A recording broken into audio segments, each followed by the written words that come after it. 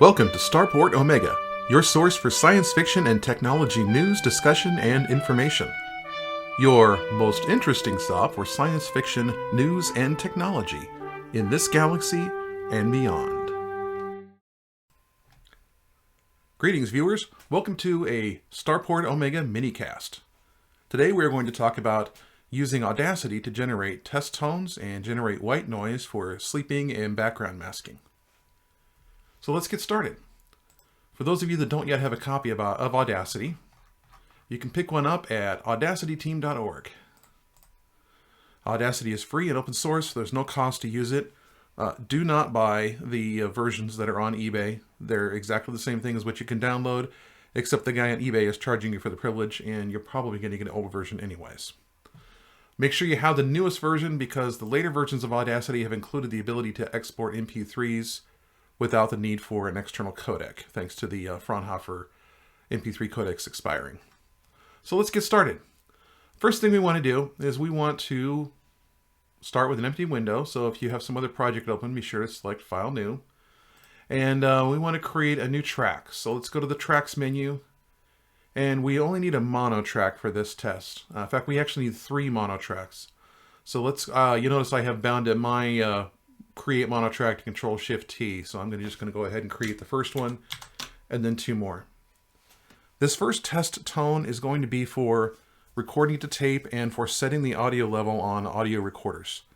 I use this every time that I record something to my digital audio recorder as well. So it's not just limited to analog tapes. First thing we want to do is we want to start at the beginning of our track. So use the home button or the home button on your keyboard to go to the beginning of the track. And we're going to generate a tone. Again, I have a custom hotkey bound to generate tone. You might do the same thing. You can do that in the settings menu, which is, the preferences menu, which is right here. So let's go to generate tone. We're going to generate a 500 hertz tone, and we are going to set the amplitude to 0.25. Now, why do you want to go to 0.25? If you look at an analog tape recorder, you'll notice that the meters don't actually zero, or the highest level on the meter is not actually all the way to the right.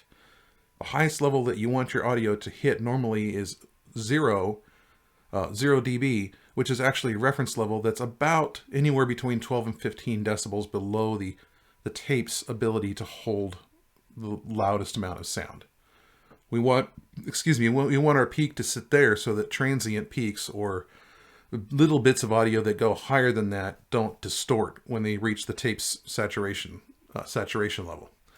So 0.25 in digital speak, 0.25 sounds pretty low, but since we're working with 32-bit audio, 0.25 still gives us a huge amount of not only a bunch of headroom, but plenty of room below it to properly resolve our audio. And when we play this back to an actual tape recorder, we're going to set 0.25 as our reference level. So let's go ahead and preview this. So we get a nice little tone. Okay, so let's go ahead and set that. I'm also going to set my level a little higher here. Okay, so we now have a constant tone of... That's a little bit louder than I would like in my ears. That's a constant tone of 500 hertz. You notice it's 5 seconds long. We might not want a 5-second tone, so we're going to crop this down to 3 seconds. And let's just use the keypad over here to make that exactly a 2-second. And then we're gonna clip that out. So edit cut. All right. So now we have a 3-second long clip. Now, I don't want that at the very beginning of our... I don't want this at the very beginning of our recording because we want a couple of seconds of lead time so we can set everything up. So let's go ahead and move that over 2 seconds into our recording. You can get that with the tool palette right here, the time shift tool, which is also F5 on your keyboard. So you can just use F5, F1, etc. to change cursors. I also want to zoom out a little bit, so I'll use the mouse wheel with Control key to zoom out, or I can use this. Now we're going to copy this clip. First we're going to generate some silence. I want 2 seconds of silence. I said 2, not 1. And now we have a nice 5-second long clip that we can copy down to our other tracks. So what this is going to do is this is going to create a, if we pan this track all the way to the left and pan this track all the way to the right, we have a nice set of stereo test tones. The whole point of the stereo test tones is we can confirm that our left speaker's on the left side and our right speaker's on the right side. So let's give that a try. Yeah, there's our left speaker. And you'll notice that on the scale at the top of the screen, we're hitting -12 dB, which on most digital recorders gives us plenty of headroom for peaks and transients that are louder than the average volume of our recording. So let's take another listen to this.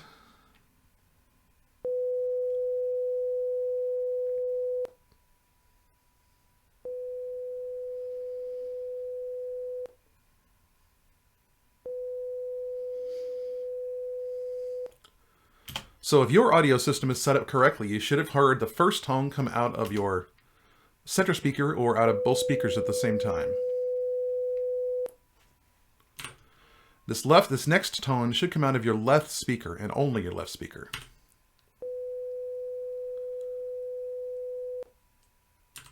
And finally, the final tone should come out of your right speaker.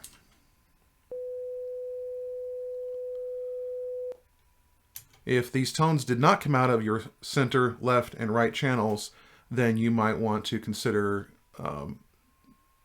changing the polarity on whichever speaker, or changing, I'm sorry, let's try that again. You might want to consider changing the connections of your speakers so that you have your properly set left and right. Finally, we're going to create if you have a surround sound system, we'll go ahead and create an additional track for surround sound users. And the way this works with surround sound is we need to create 2 more tracks. We're going to go Shift-T, Shift-T. And we're going to copy the same test tone twice. But what we're going to do is on this second copy of the test tone, we're going to reverse the polarity. Yes, I know that sounds like something in here on Star Trek. We're going to invert it. Now you'll notice that looking at the waveform, that the second instance of the track, the peaks are at the opposite side of the peaks on our standard version of the waveform.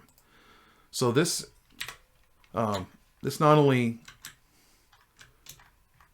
will cancel out if you're running this in mono. See, actually you can't even hear it, but if we're running this in stereo, this will actually cause some weird effects in your ears. More importantly, if you're running this on a Dolby Pro Logic surround sound system, that should actually come out your rear channel. So let's give that a try. If you can try this on a surround sound system, go ahead and do it. Make sure you set your surround mode to Pro Logic. And that should come out the back of your sound system. Finally, we want one more sample. We're going to go ahead and put this back on the top. We're going to generate another tone, but we're going to do this one down at 40 Hertz. What this should do is this should, we'll do it at 50, just to keep things mathematically clear. I wanted this on my, oops. Let's see here. I want this on the top track, on the center track. So if you have a subwoofer, that should be making your subwoofer shake right now.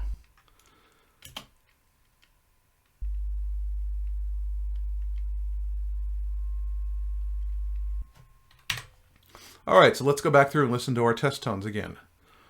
This one is center. Left channel, right channel, surround speakers, and subwoofer.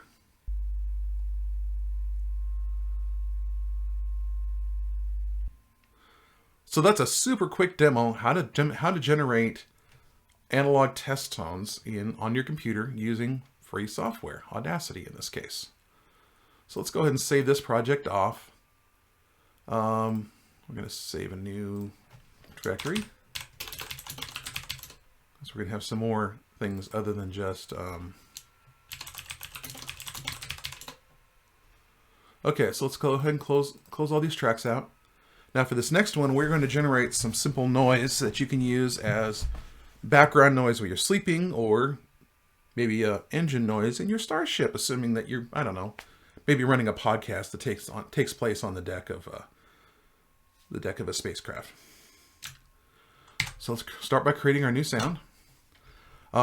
You can do just one audio track if you want, or if you want to get creative, you can add more tracks with rumbles and stuff like that. Let's start with our first track. We're going to create noise this time. And instead of setting our amplitude at 0.25, we're going to set it at 0.5, make it a little bit louder. Yeah. This one's intended to be run digital, so we don't need a, what am I trying to say? We don't need to worry about headroom for analog tape decks. Now, our basic version of this, ow, that's actual white noise. That's kind of harsh. I don't really like the white noise sound. It's too much in the high end. If we look at the various noises we can generate, we have white noise, which is actually mathematically equal in all parts of the audio spectrum. So you get just as much bass as you do treble. But again, it's mathematically equal. So the bass actually kind of disappears because our ears don't hear bass as well as they hear the high frequencies. Pink noise actually distributes the sound a little bit more evenly and will give us as much bass as we get highs. We can check this out by using a spectrogram to actually analyze this. You see how we have from 1 hertz all the way up to well, it looks like at this point the spectrogram doesn't give us the full range, but here we have a lot more bass in that tone than we did on the other one.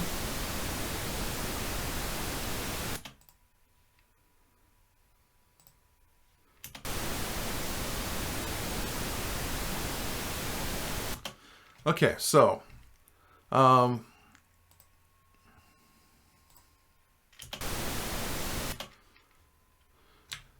that sounds better, but there's still too much high. So what I'm going to do is I'm going to use something called Brownian noise. I'm going to extend this out to 30 seconds. And I decided I want to take it back down to 0.25. So let's generate 30 seconds of Brownian noise. Now you notice if we look at the spectrogram of Brownian noise, it's not consistent. You see the colors change as we get to the top because it's a little bit more low frequency sound. Let's just listen to that for a second.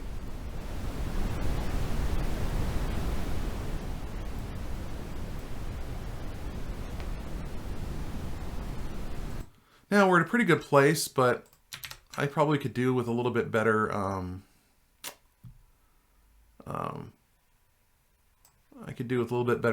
on that. What I want to do is kind of roll off the high frequencies a little, and I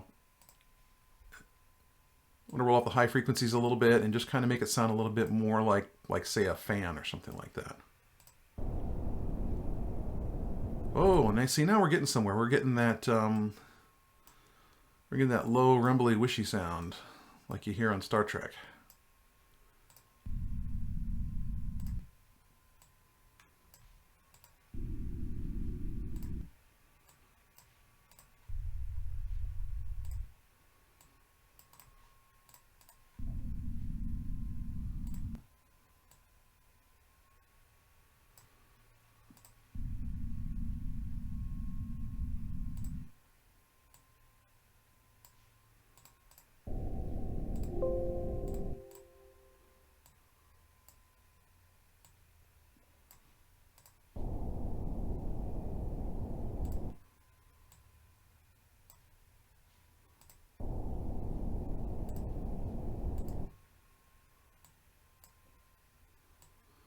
Now basically at this point I'm just playing with it to try to get rid of that tin can sound in the middle. There, something like that, just something nice and subtle. So if we apply that to our EQ, You see how in the spectrogram, how at the top of the spectrogram, that's almost gone. There's no sound up there now. It's all bass. That gives us a nice, quiet sound that we can turn up on our Bluetooth speaker or something like that, and just let that run, let that cycle all night long. If we want to use that as it is, we can export this to an MP3 file, and we can just put that in an MP3 player and just let it loop. All right, so let's say we want to generate some extra little sounds just to add some more to the ambiance. Just for fun, let's generate a second noise. We'll go ahead and go back to white noise. We'll stick that in there, but what we're going to do is we're going to turn the volume of this way down.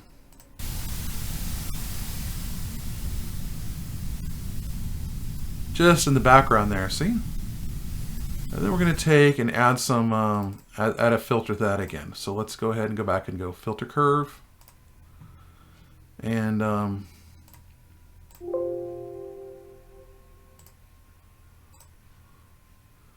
let's make this one just kind of a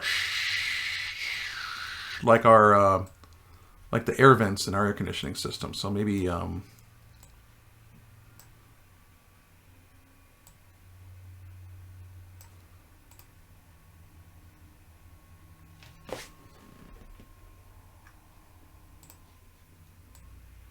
kind of hard to hear it actually.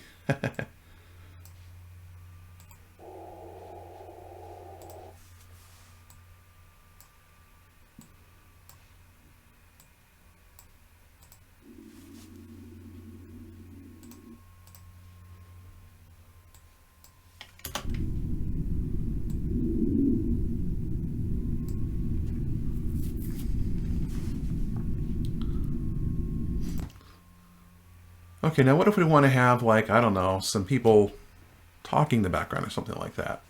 I don't have a people talking sound effect that I can apply real quickly, but if you want, you can go to YouTube's audio library, and you can actually download various pieces of audio clips, music, stuff like that, and just add some things in here to mix in some interesting little effects. What I'm going to do is I'm going to go ahead and save this off as an MP3. But before I do that, actually, I want to loop this a couple of times. Just want to make sure these tracks end at the same time. Okay, so what I'll do is export this as MP3. And then I'll load that into my MP3 player, put it in loop, and just plug it into my speaker in my bedroom at night. And that way, when I sleep, I have this nice little fan sound to help me sleep without disturbance. There you are. This has been a Starport Omega minisode. How to create test tones and white noise.